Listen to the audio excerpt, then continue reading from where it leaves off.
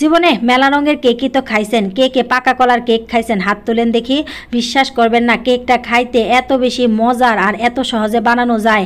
আর বাসায় যখন অনেকগুলা কলা নিয়ে আসে, শেষের কলারই বাড়ির মানুষ আর গিলতে চায় না, মানে বাকি কলাগুলা দিয়ে এই কেকটাকে আমি বানাই বাড়ির মানুষেরা খাওয়াই, বিরাট মজা হয়। তারপরে কেক বানানোর জন্য সব কিছু চোখের সামনে নিয়ে নিছি। আসলে চোখের সামনে নিয়ে থাকলে কি হয় জানেন, কেক বানাইতে সহজ হয়, কোনো একটা কিছুই ভুল হবে না। তারপরে এখানে একটা কেকের মোল্ড নিয়ে এখানে একটা পেপার দিয়ে একটু তেল ব্রাশ করে চোখের সামনে রেখে দিছি।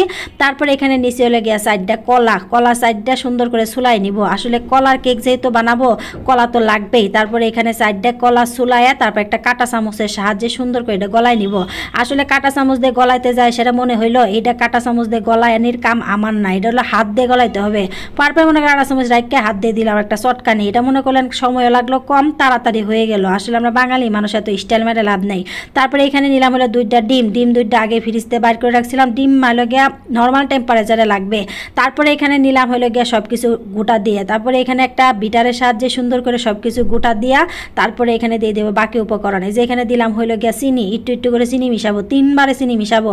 কেক বানাইতে হবে ধৈর্য সহকারে, এত তাড়াহুড়া করলে কেকও হবে না, কিছুই হবে না। এই যে 3 বারে চিনিটা দিয়া সুন্দর করে গলায় টলায় তারপরে এখন দিয়ে দিব হলো গিয়া আস্তে আস্তে তেল। তারপরে এখানে নিয়েছিলাম 1/3 কাপ তেল, সেই সেম প্রসেসে তেল মিশাবো, মানে 3 বারে অল্প অল্প করে মিশাবো। আগেই কইছি ধৈর্য সহকারে কেক বানাইতে হবে।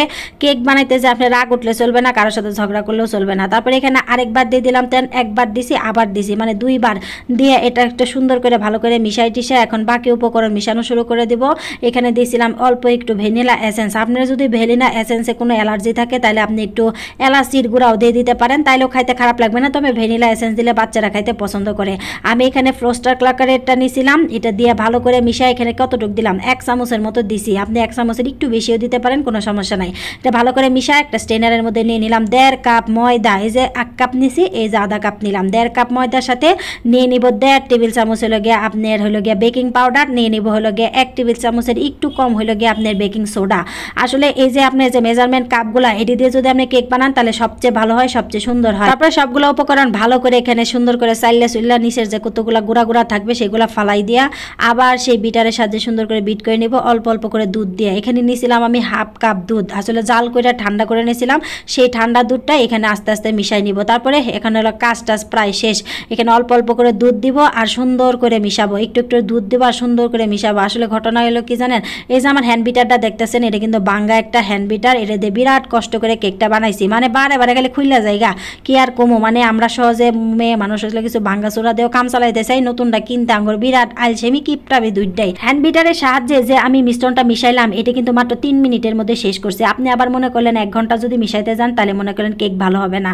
তারপরে এটা ভালো করে মিশ্রণটা মিশায় তারপর একটা বাটির মধ্যে ঢালে নিলাম। তারপরে বাটিটা সুন্দর করে 3টা বাড়ি দিয়ে নিলাম। তারপর একটা কাঠির সাহায্যে সুন্দর করে এটা একটু মিশাই নিলাম, কারণ এর ভিতরে আসছিল বাবলস। এই বাবলস সহ যদি আমরা কেক বানাই তাহলে কেক ভালো হবে না। তারপরে এই পাতিল নিয়েছি একটা সিলভারের, পাতিলটার মধ্যে একটা স্ট্যান্ড বসাইছি। তারপরে একটু প্রি হিট করে নিছি ওভেনের মতো আর কি।